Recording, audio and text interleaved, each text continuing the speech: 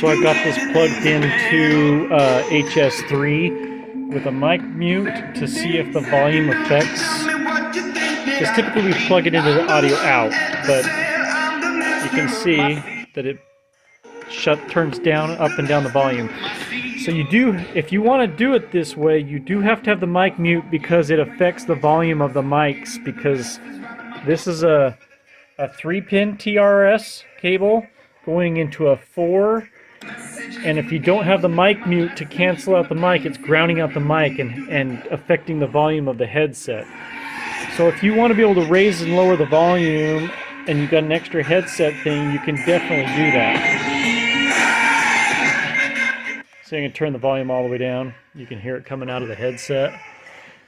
But typically we just go straight out of the audio out port, but a customer wanted to be able to adjust his volume, and we just proved it out with the mic mute.